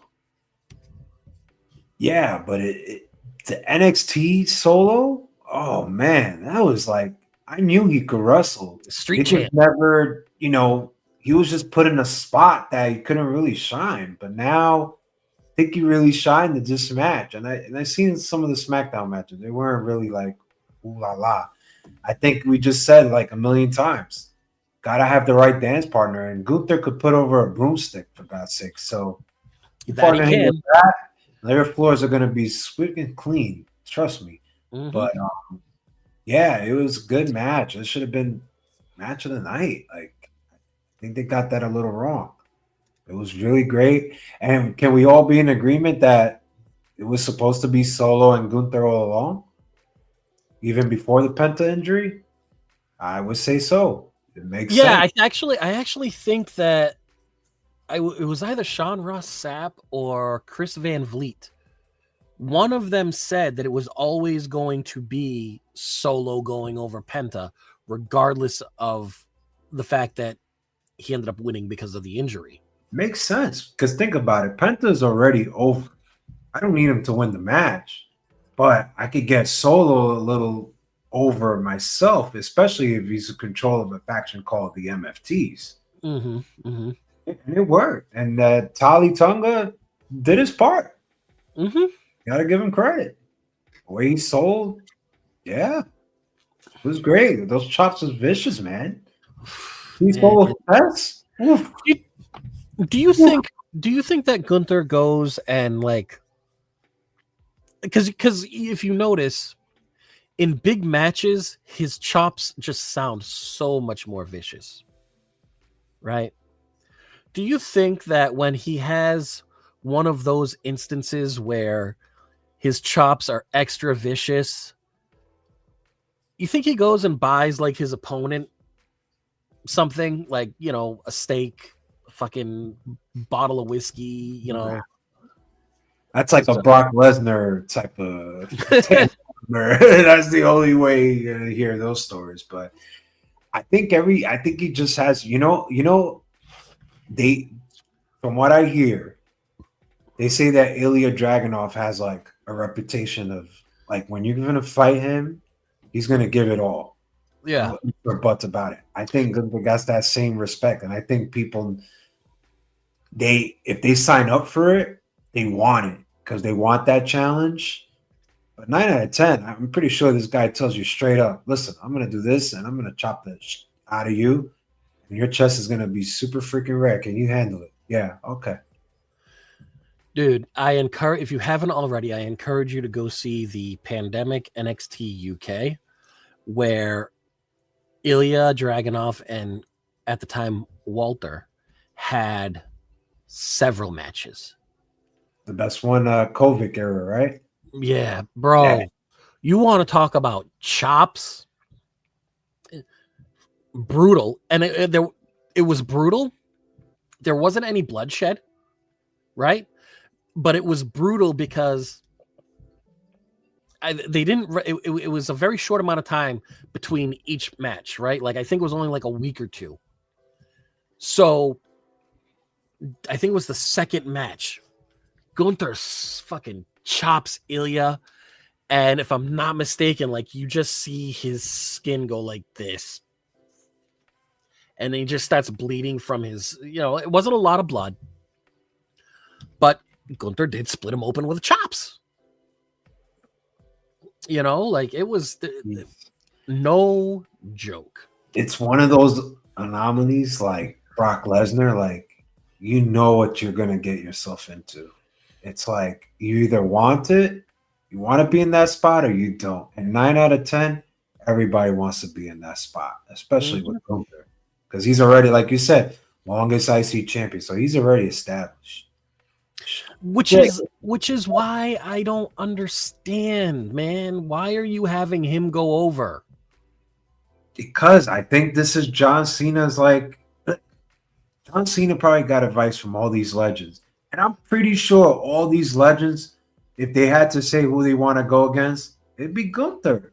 He's just that badass old school type of wrestler that you grew up to and I did back in the early 80s. That's him. And I'm telling you, put him with a broomstick, put him with a bomb, put him with Chad Gable, put him with Otis, put him with all these people that you already done. And what happens? You watch the match. You don't fast forward it. You don't stop it. You watch it. Why do you watch it? You watch it because of this person. So is he doing his job? Yes. Of course. But then again, like, yo, your chest is going to be ripped off skin because he's a killer, man. He's a killer. You're going to have that burger meat just hanging. But you got to, I'm pretty sure, Ray, if I said, Ray, this is your tournament, who want to be your last opponent? Do you want Gunther? You want Jey Uso? You want LA Knight? Or you want Solo? Are those my only choices?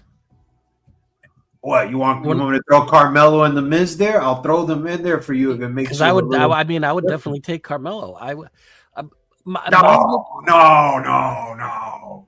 Listen, the whole point of this tournament was to show the world the upcoming stars.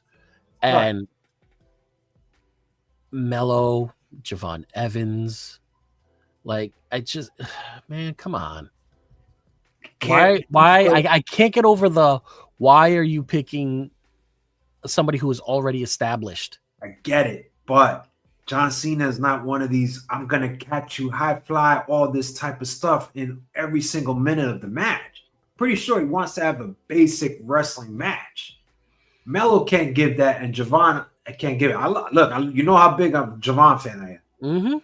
To go with John 15, 20 minutes? Come on, this is not going to be no 10-minute match. Let's face it. There's no way John Cena's doing a 10-minute match and calling it a night. I don't know. Okay. So here's my thing. We all know that Gunther's supposed to be the one facing John.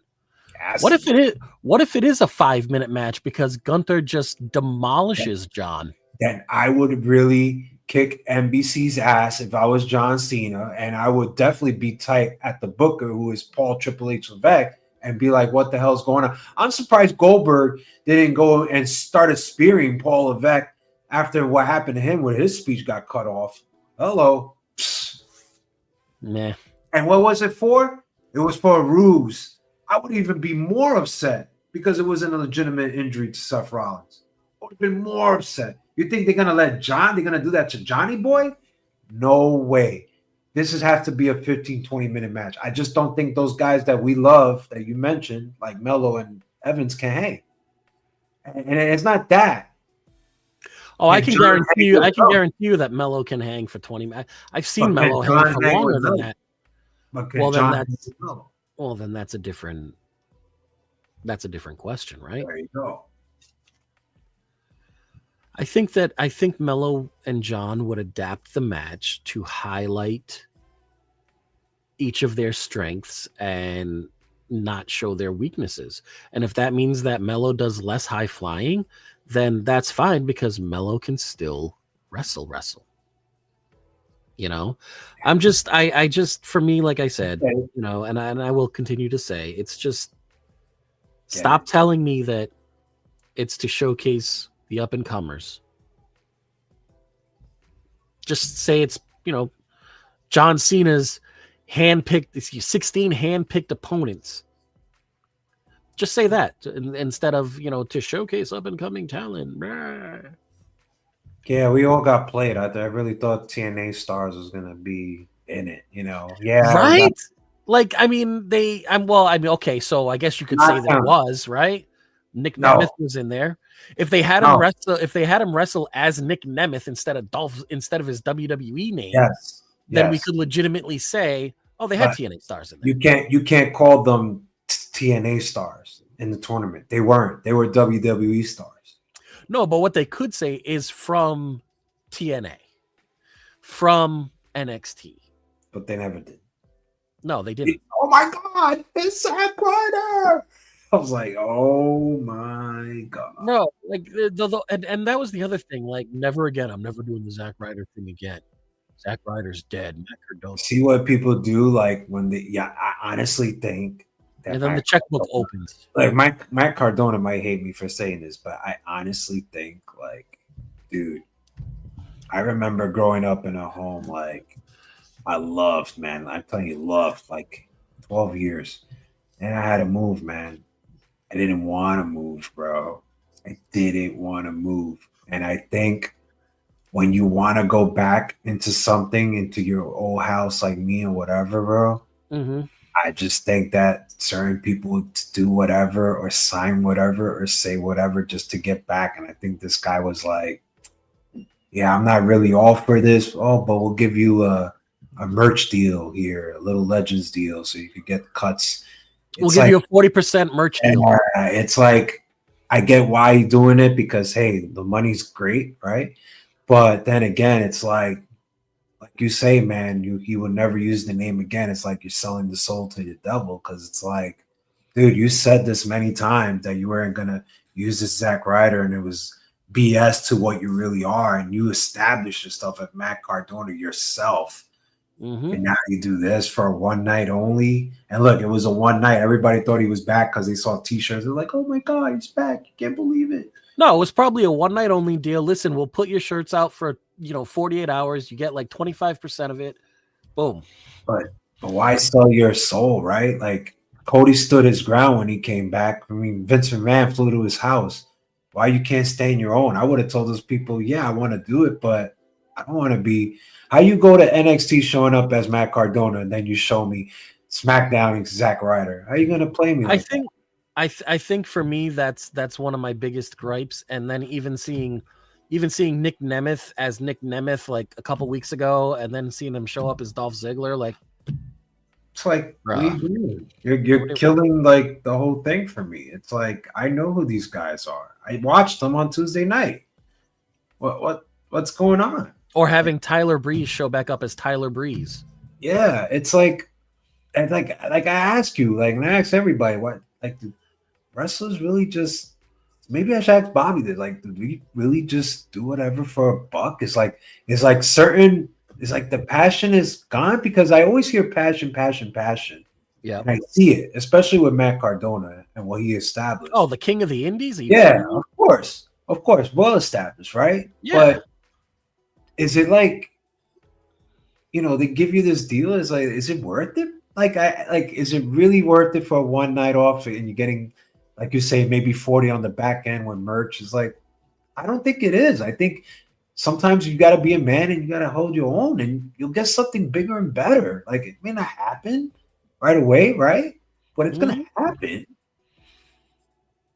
I just feel like these guys like kind of sold out, and and the Nick Nemeth situation, Dolph Ziggler, like next day on Busted Open, he's like blabbering about it. I'm like, dude, but went back to Dolph. It's like, is that what you really want? Like I thought when they let you go, which was a shocker, by the way.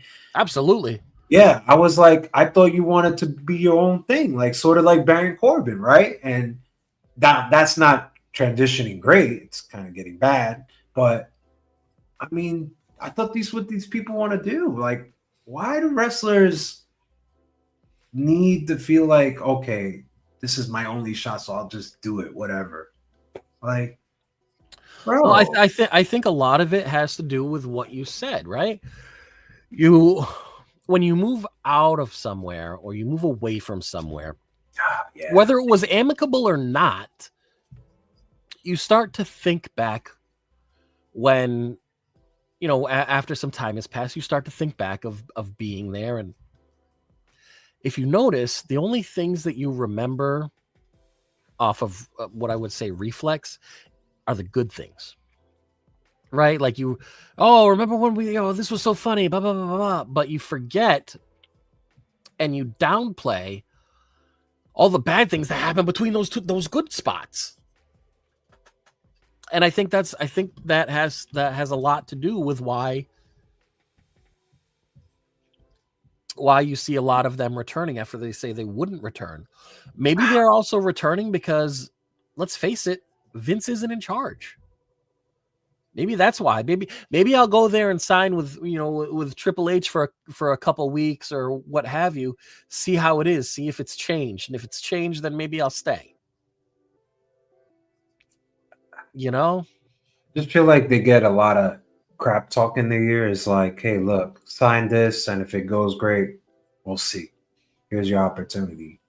Right. But then again, it's like, is it really worth it? Like Cody held his own. Well, why can't you? Like, okay, it's a great deal. I would love to be back, see my wife, etc., etc.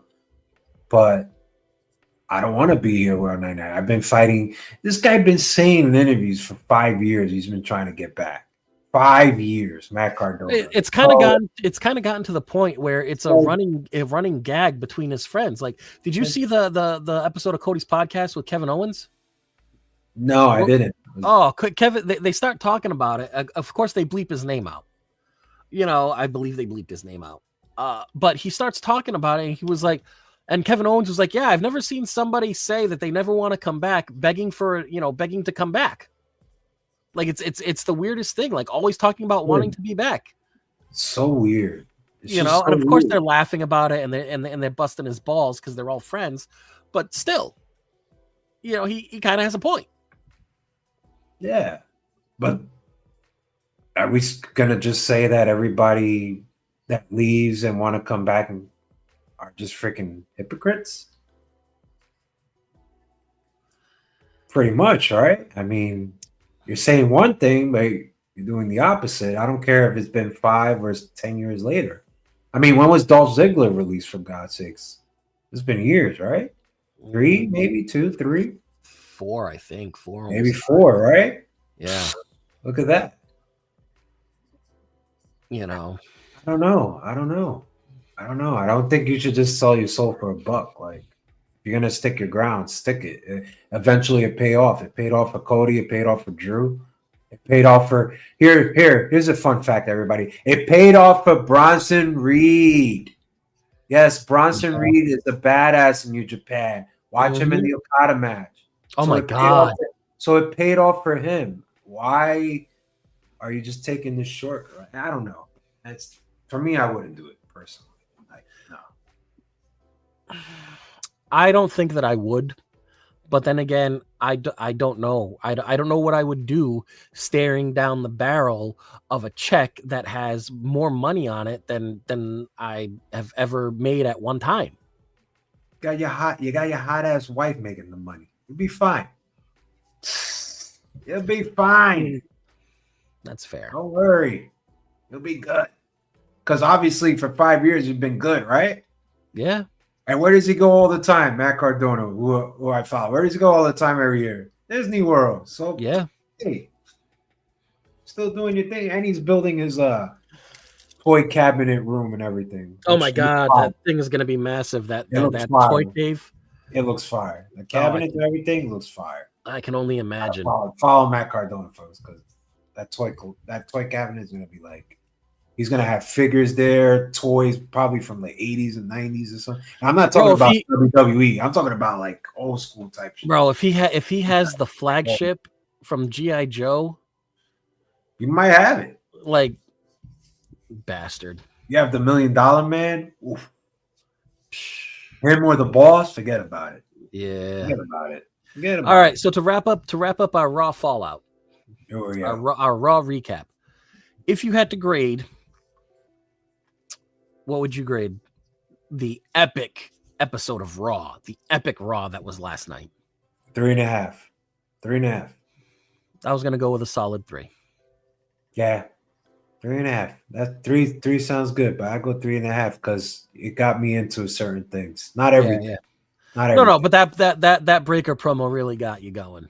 And by the way, you'll probably laugh at this one, or maybe you watched it, but I know, no, folks. Jay is not going to watch Maxine Dupree train.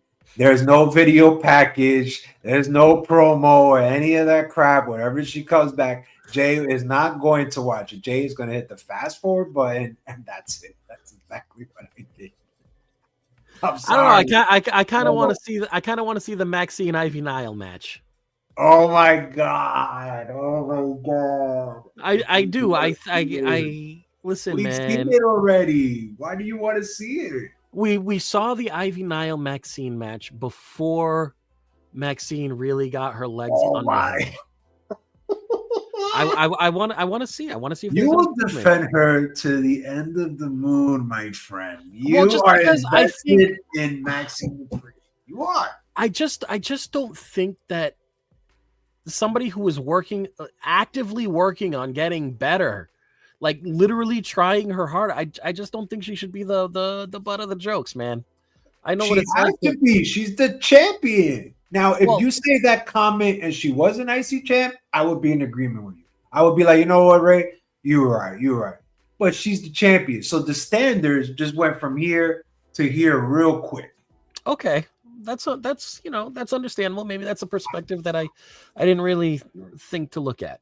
I can't. But I'm definitely that fast forward button definitely coming in. I suggest people do the same if they're watching this. Yes, please. So rude. If you're watching us now, please hit the fast forward. If you're watching last night's Monday Night Raw on Netflix, fast forward that part.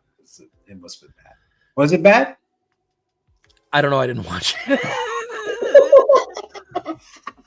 And it has nothing.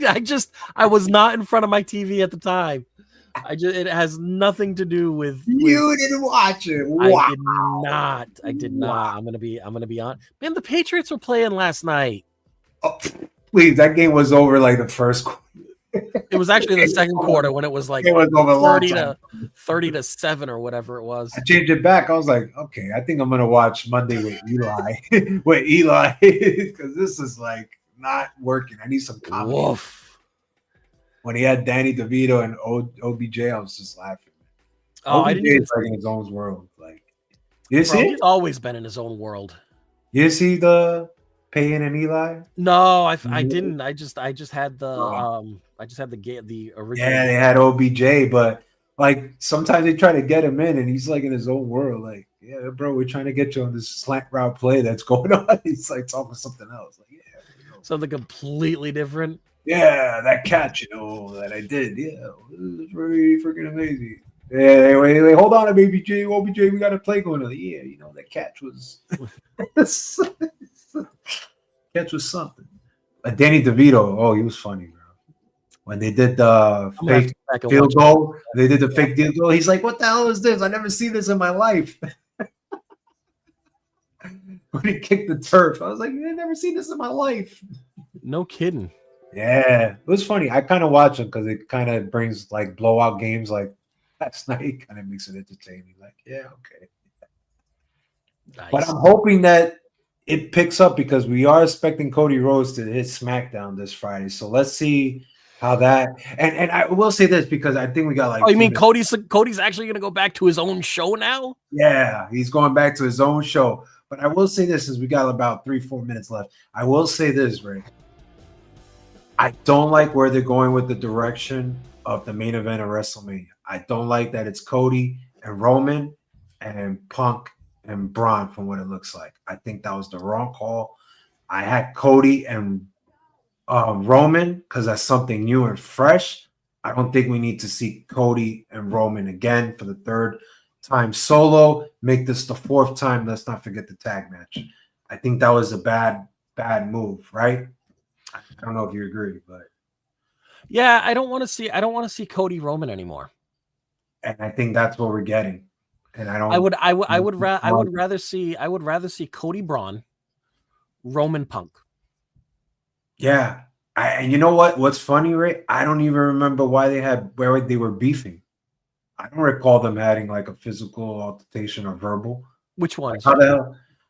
At the end of War Games, like, you know, Cody's looking at him, he's like, "Hey, man," and then I'm not really sure. I don't. The only thing I can think of is that I had to go back to that previous Raw where Roman was just kind of stirring the shit and being like, "Don't worry, I'm coming for your belt," and he was literally like, he was looking straight ahead and said it as he was walking away, and Cody was like, "You can have it anytime," and Punk was like, "Yeah, he definitely wasn't talking to me. He was definitely talking to you." But I think with all the major players, even though it was a disappointing Survivor Series men's, with all the players, it was supposed to tell us what's really going to happen at WrestleMania. And by the looks of it, I'm not into it. I'm not. Cody and Roman, I'm checking out. Yeah, I can't do another. I'm checking out. We spent a year. We spent a year doing it, man. I don't want to spend any more time. Was it 2 years? Is it 2 years or because he like a year and a half? A year and a half? Yeah, a year and a half. Probably a year and a half. Yeah, feels like 2 years. Feels like forever ago. Yeah, not a fan. No, not at all. All right, Jay, let's wrap up tonight, December 2nd. Yeah. You got any thoughts before you say goodbye? Yes. Hit the like button, subscribe. You know where we at. I-86 Network. This is Around the Ropes radio show. I'm Ray. I'm Jay. You know what it's do. But overall, I hope everybody had fun Thanksgiving. Love you all. Thanks for watching us. Please hit us up next time with your questions. We will get to it. David, man, you are the man in UK. I don't know what time it is right now, brother. Maybe it's 3, maybe it's 4 in the morning, but you are the man. Thanks for watching us, bro. We appreciate everything you do for the show. And I'm sure Ray does too, because he knows you the longest, right, Ray? So with that being said, I'm happy. I'm about to get on some Battlefield 6 because I got it for a great deal. But I got to let you guys go. Sorry. I'll catch you up next time. Ray, what are your thoughts? Listen, man, thanks for tuning in. Like Jay said, you can find us on all of our socials at YouTube, Facebook, Instagram, Around the Ropes, youtube.com/Around the Ropes radio show. It costs free $99 to subscribe. Please go like, follow, and share. David, you absolutely are the #1 fan. We appreciate you tuning in every week. And it's time to go because the band is firing up. So, ladies and gentlemen, good night. You told you this